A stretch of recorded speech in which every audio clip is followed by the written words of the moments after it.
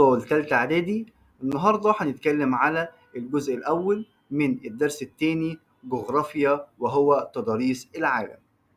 هنتكلم على إيه في الجزء ده يا مستر؟ هنتكلم على تضاريس قارة آسيا وتضاريس قارة أفريقيا وتضاريس قارة أوروبا. قبل ما نبدأ نسمي الله ونصلي على سيدنا محمد صلى الله عليه وسلم. تضاريس يعني أشكال سطح الأرض، ومعظم أشكال سطح الأرض يا ولاد بتتمثل في الجبال والهضاب والسهول. هنبدأ بإيه يا مستر؟ هنبدأ بتضاريس قارة آسيا. تضاريس إيه؟ تضاريس قارة آسيا. وأول حاجة هنتكلم عنها في تضاريس قارة آسيا يا ولاد هي الجبال. هي إيه يا مستر؟ الجبال. هقول له عندي في غرب القارة جبال اسمها جبال إيه؟ جبال طوروس، موجودة في دولة تركيا. يبقى أنا عندي أول جبال هي جبال طوروس، موجودة فين يا مستر؟ هقول له موجودة في دولة تركيا. طيب عندي إيه كمان؟ هقول له عندي في غرب القارة برضو جبال اسمها زاجروس. جبال إيه يا مستر؟ جبال زاجروس. دي موجودة فين؟ هقول له موجودة في دولتي العراق وإيران. طيب عندي ايه كمان يا مستر؟ هقول له عندي في وسط القارة جبال اسمها جبال ايه؟ جبال الهيمالايا. جبال ايه يا مستر؟ الهيمالايا. ودي موجود بيها قمة ايفرست وهي اعلى جبال في العالم. طيب يبلغ ارتفاعها كام يعني يا مستر؟ يبلغ ارتفاعها حوالي 8848 متر، واحنا قلنا هي اعلى قمة جبلية في العالم. طيب عندي جبال تانية في القارة دي يا مستر؟ عندي جبال اليابان. جبال ايه؟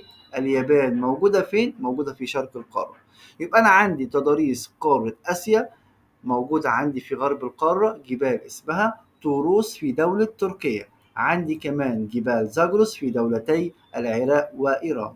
عندي جبال الهيمالايا في وسط القارة وهي أعلى قمة جبلية في العالم. وعندي في الشرق جبال اليابان. طيب نروح على تاني شكل من أشكال التضاريس في قارة آسيا وهو الهضاب.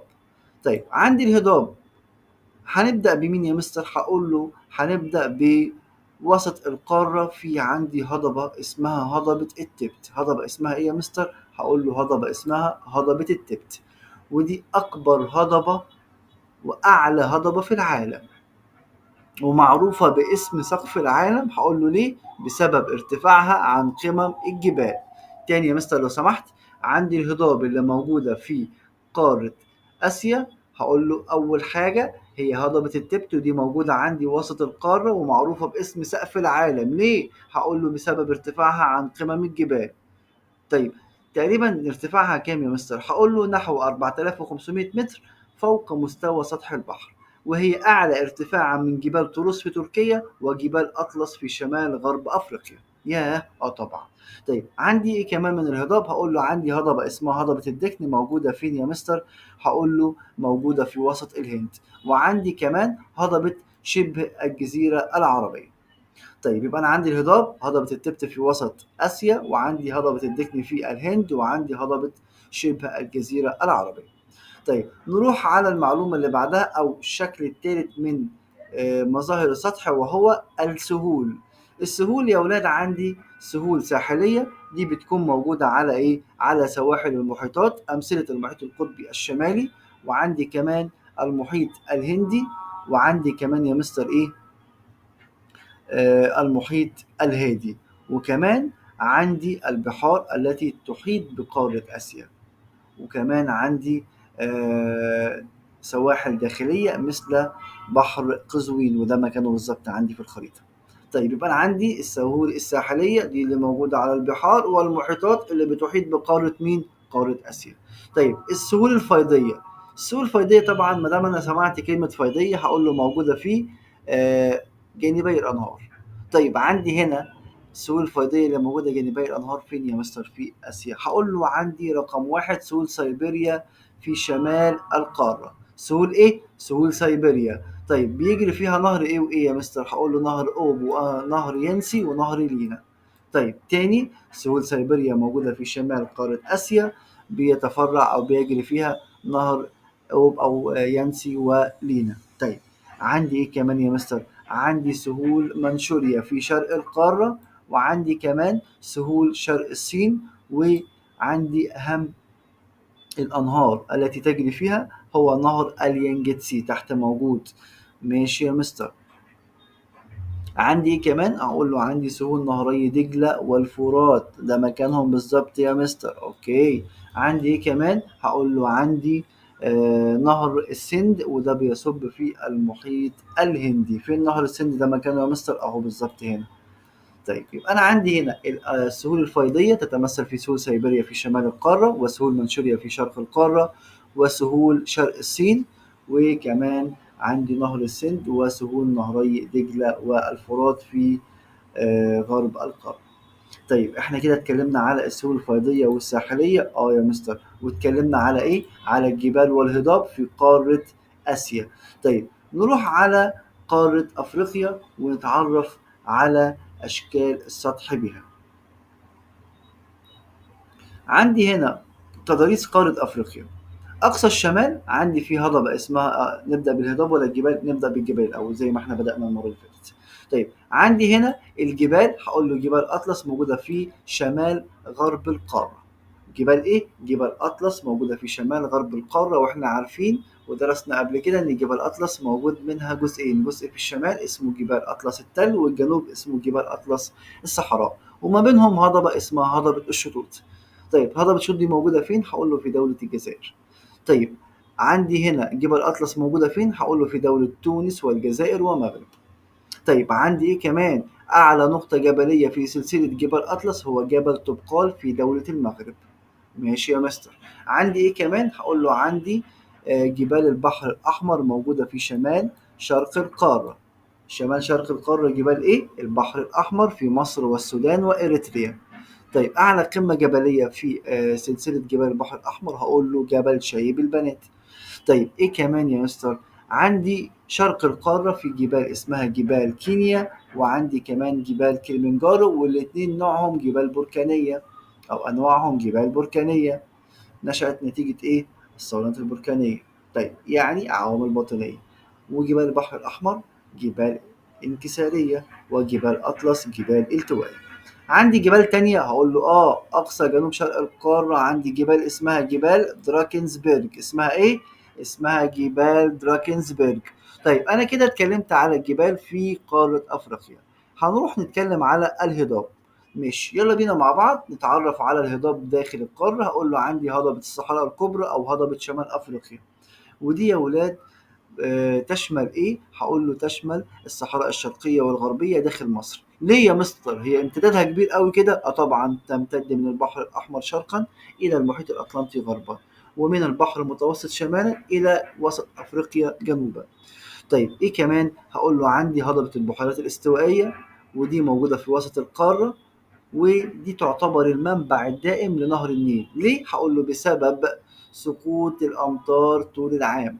طيب عندي كمان هضبة أثيوبيا أو هضبة الحبشة، دي موجودة في شرق القارة، ودي تعتبر المنبع الموسمي لنهر النيل. هقول له بسبب سقوط الأمطار في فصل الصيف.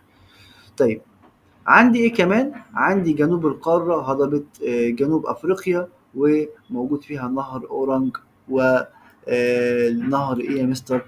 لومبو أو لومومبو. طيب ماشي، كده اتكلمت على إيه؟ اتكلمت على الهضاب والجبال. هنتكلم على السهول الساحلية. هقول له طبعا السهول الساحلية موجودة على سواحل البحر الأحمر والبحر المتوسط والمحيطين الأطلنطي والهندي. طيب إيه كمان يا مستر؟ هقول له عندي السهول الفيضية. بس قبل ما أخش على السهول الفيضية هقول له تتميز السهول الساحلية بالضيق عند إيه يا مستر؟ أو بصفة عامة هقول له بسبب اقتراب الجبال من الساحل، وعندي هنا أمثلة جبال أطلس وجبال البحر الأحمر. طيب نروح على المعلومة اللي بعد كده، وهي إيه يا مستر؟ هقول له هتكلم على السهول الفيضية. اتكلمنا على السهول الساحلية، واتكلمنا على الجبال والهضاب داخل قارة أفريقيا. طيب نروح على السهول الفيضية. هقول له عندي سهول حوض نهر النيل. سهول حوض إيه يا مستر؟ نهر النيل في مصر والسودان، وده بيصب في البحر المتوسط. طيب إيه حوض النيل؟ هقول له الدول التي يمر بها نهر النيل، وهم 11 دولة. عندي سهول نهر إيه يا مستر؟ نهر النيجر، وده بيصب في خليج غينيا. طيب عندي كمان سهول حوض نهر الكونغو، وده بيصب في المحيط الأطلنطي. طيب دي السهول الفيضية.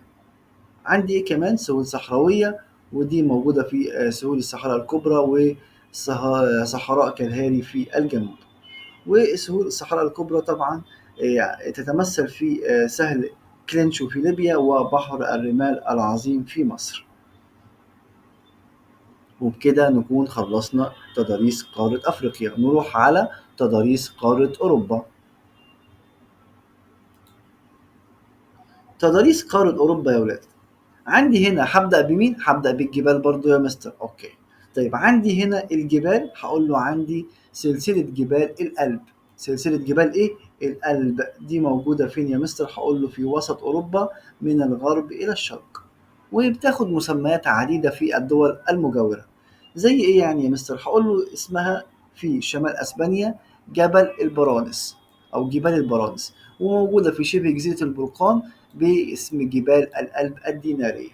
يبقى أنا عندي الجبال اللي موجودة في قارة أوروبا جبال الألب في وسط القارة، ودي طبعا بتمتد من الغرب إلى الشرق وبتاخد مسميات مختلفة في الدول المجاورة. زي عندي هنا في أسبانيا أو في شمال أسبانيا بالظبط جبال اسمها إيه يا مستر؟ اسمها جبال البرانس، وفي شبه جزيرة البرقان اسمها جبال الألب الدينارية. عندي هنا معلومة مهمة: جبال أوروبا تتميز بالارتفاع وتكوين الجليد فوق القمم. طيب وكمان عندي هنا يا ولاد آه، في موجود عندي نهري الراين والدانوب، دول بيفقدوا قيمتهم بسبب تجمد في فصل الشتاء، تفقدوا قيمتهم الاقتصادية طبعا. هنروح للهضاب. الهضاب عندي في آسيا، هقول له عندي إيه يا مستر؟ هقول له عندي هضبة اسمها المزيتا، ودي موجودة فين؟ في دولة أسبانيا، وتغطي معظم مساحة دولة أسبانيا. هضبة إيه؟ المزيتا. وعندي كمان هضبة اسمها هضبة فرنسا الوسطى، ودي بيقطعها نهر اسمه نهر السين. وكده نكون خلصنا الهضاب. يبقى أنا عندي هضبتين: المزيتا وهضبة فرنسا الوسطى. السهول هقول له عندي سهول ساحلية طبعا موجودة على البحار والمحيطات. أنا عندي هنا المحيط القطبي، المحيط الأطلنطي، وكمان البحر البلطي وبحر الشمال، وفي الغرب الشمال الغربي سواحل البحر المتوسط وفي الجنوب.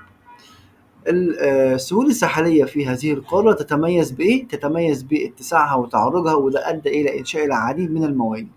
السهول الفيضية هقول له سهل الأوروبي العظيم، وده موجود منه عدة أنهار: نهر الفلوجة وهو أطول أنهار القارة، وده بيصب في بحر قزوين أهو مكانه، وهنا بيصب المصب بتاع نهر الفلوجة. وعندي نهر الراين ده بيصب في بحر الشمال. وعندي نهر كمان اسمه نهر الدانوب، وده بيصب في البحر الأسود.